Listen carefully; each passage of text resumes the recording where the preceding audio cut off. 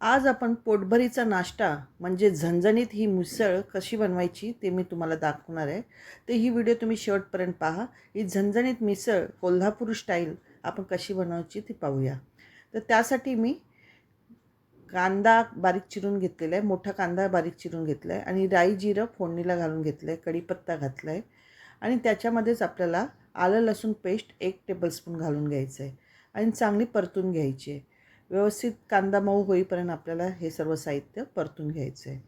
बघा याप्रमाणे आपण परतून घेतलं आहे आणि त्यामध्ये मी 1 टीस्पून हिंग घातलं आहे, 1 टीस्पून धणे आणि जिरं पावडर टाकलं आहे, 1 टीस्पून गरम मसाला 1 टीस्पून घातला आहे, हळद अर्धा टीस्पून घातला आहे आणि काश्मीरी लाल मिरची 1 टीस्पून घातला आहे आणि कोल्हापूर स्टाईल आपल्याला बनवायचं आहे म्हणजे कोल्हापुरी मसाला कांदा लसूण मसाला मी 4 टीस्पून घातला आहे आणि व्यवस्थित आपण तेलामध्ये परतून घेतलं आहे.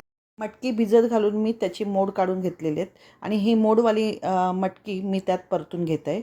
व्यवस्थित तेलामध्ये परतून घेऊया आणि आता आपण त्याच्यामध्ये मोठा चिरलेला टॅमॅटो घालून घेतलेला आहे आणि आपण आता त्या तेलामध्ये व्यवस्थित त्याला परतून घेणार आहोत. 1 मिनटं परतून झाल्यानंतर आपण त्याच्यामध्ये पाणी घालून 7-8 मिनटं वाफवून घेणार आहोत आणि ह्याप्रमाणे आपण वाफवून घेतल्यानंतर व्यवस्थित त्याला परतून घेतलं आहे आणि आता आपण त्याच्यामध्ये अजून मीठ घालणार आहोत, चवीनुसार मीठ घालणार आहोत आणि कोथिंबीर घालणार आहोत आणि त्यामध्ये आपल्याला थोडंसं पाणी घालून आपल्याला ही परत शिजत ठेवायची आहे. आता पाणी मी 2 कप घातलेले आहेत. बघा याप्रमाणे पाणी घालून घेतलं आहे आणि आता मी 7-8 मिनटं ही शिजत ठेवणार आहे. तोपर्यंत आपण त्याला लागणारं वाटण तयार करून घेऊया. 1 टेबलस्पून मी तेल घातलं आहे आणि 2 मोठे चिरलेले कांदे घातलेत आणि त्यामध्ये फ्रेश कोकोनट मी 10-12 तुकडे घातले आणि सुके खोबऱ्याचे मी 10-12 तुकडे टाकलेत. लसूण मी 10-12 घेतलेत. आल्याचे 2 इंचचे तुकडे घेतलेले आहेत आणि ते व्यवस्थित लालसर होईपर्यंत आपल्याला परतून घ्यायचं आहे. याप्रमाणे आपलं वाटण तयार झालेलं आहे. त्याच्यामध्ये मी झणझणीत मिसळ होण्यासाठी मी 2 हिरव्या मिरच्याही टाकल्यात आणि मूठभर कोथिंबीर टाकली आहे. हे वाटण आपल्याला बारीक असं वाटून घ्यायचं आहे. बघा याप्रमाणे मिक्सरच्या भांड्यात मी काढून घेतलं आणि वाटून घेणार आहे.